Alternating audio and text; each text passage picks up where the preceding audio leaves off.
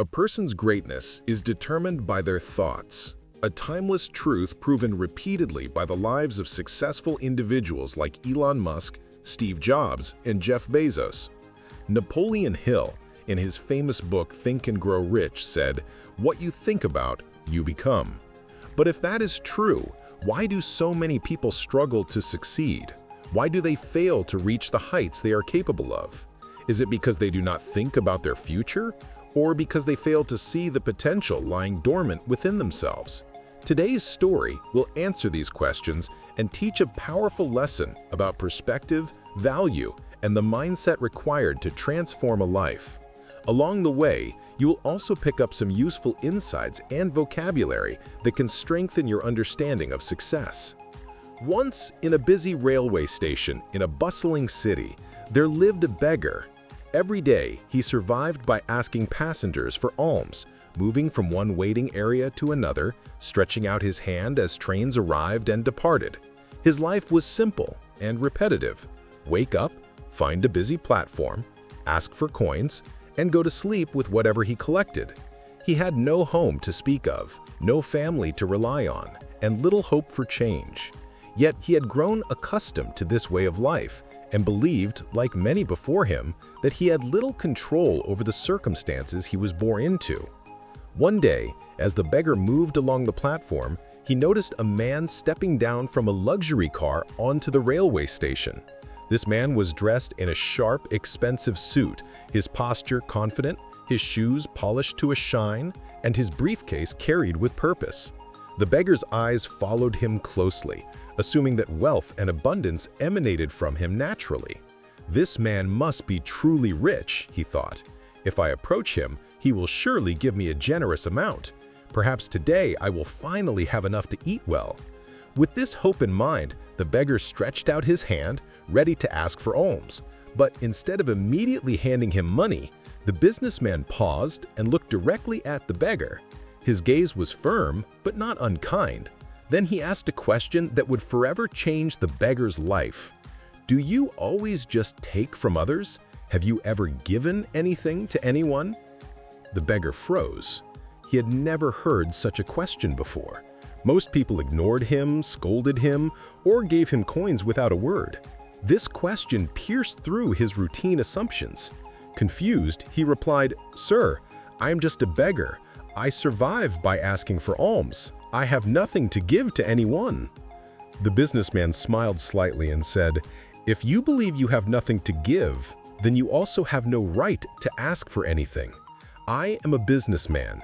I believe in exchange. If you can offer me something, I can give you something in return. But if you have nothing to give, I cannot give you anything either." Then he turned, boarded his train, and left. The beggar stood there stunned, replaying the businessman's words over and over in his mind. No one had ever spoken to him like this. No one had ever challenged him to think about his own value. The truth of it stung, but it also awakened something inside him. Perhaps this was why he rarely received much from others. He offered nothing in return. That night, he lay awake on his small, rough bedding, turning over the words in his mind. "If you want to receive, you must first give," he whispered to himself. But what could he give? He had no possessions, no skills that anyone valued, no money, no home. He was nothing, or so he thought. The next day, he did not ask anyone for money. He wandered the station thinking deeply, observing the people around him. On the third day, while sitting near the tracks, he noticed a patch of wild flowers blooming in a small corner. Their vibrant colors, yellow, purple, and red, caught his attention. The simple beauty of them sparked an idea. What if, he thought, instead of only taking, I offer something in return? What if I give people a small token, something they can appreciate every time they give me alms? Determined, he gently plucked a handful of flowers and returned to his usual spot. When a passerby handed him a coin, he smiled warmly and offered them a flower in return. The reaction was immediate. People smiled, some laughed with delight, some expressed surprise. They accepted the flowers with gratitude, and the beggar realized something profound. When he gave, even something as small as a flower, people responded with generosity. Days passed and the beggar noticed a clear pattern. As long as he had flowers to give, people were willing to part with coins, sometimes more than they would have before. But when he ran out of flowers, the donations decreased. The principle was clear. People like to receive something in return. The simple act of offering something, no matter how small, made them feel appreciated, valued, and part of an exchange. One day, as the beggar was handing out flowers, he saw the businessman from before sitting on his train again.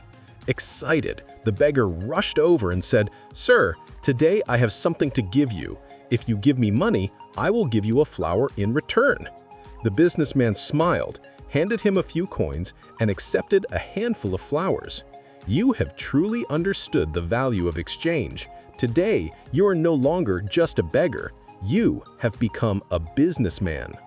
The train departed, and the beggar stood there watching, the businessman's words echoing in his mind. Am I really a businessman now? For a long time he pondered over it, reflecting deeply on what he had learned. And then it struck him. He understood the secret of success. He was not just a beggar, he was a trader. People were giving him money not out of pity, but because he offered them something in return. He had created value, and value is the cornerstone of business. Filled with this new understanding, he made a bold decision. That day, he left the railway station and never returned as a beggar.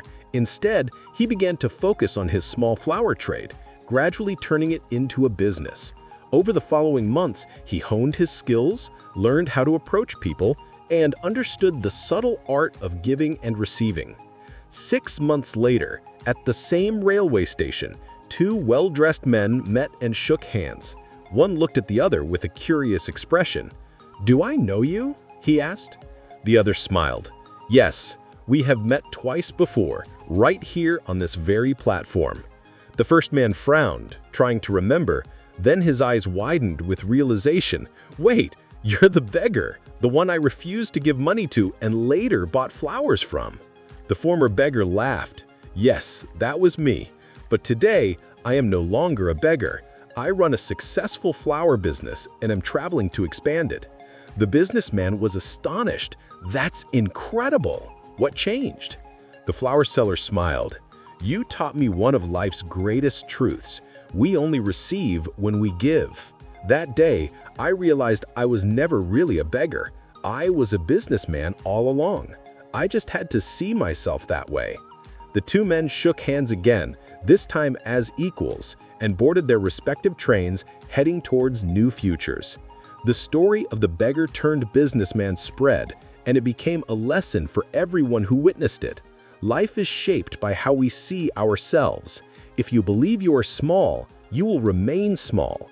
But if you recognize your inner potential, you can achieve greatness. Your thoughts shape your actions, and your actions shape your life. The beggar's story is simple, yet profound.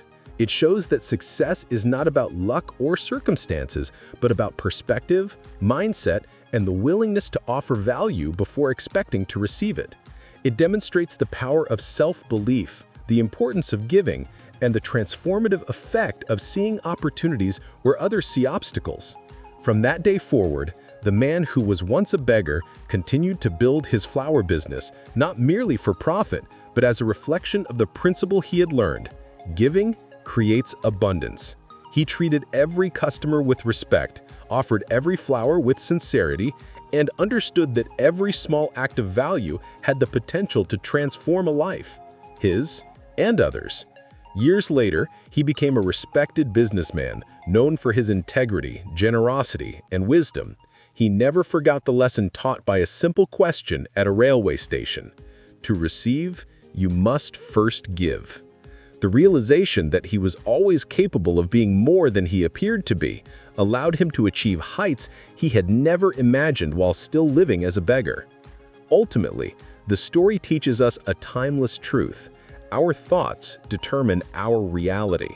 If we see ourselves as limited, we will remain limited. If we see ourselves as capable, creative, and valuable, we can accomplish extraordinary things. Life rewards those who offer value, who recognize their potential, and who act with purpose and integrity.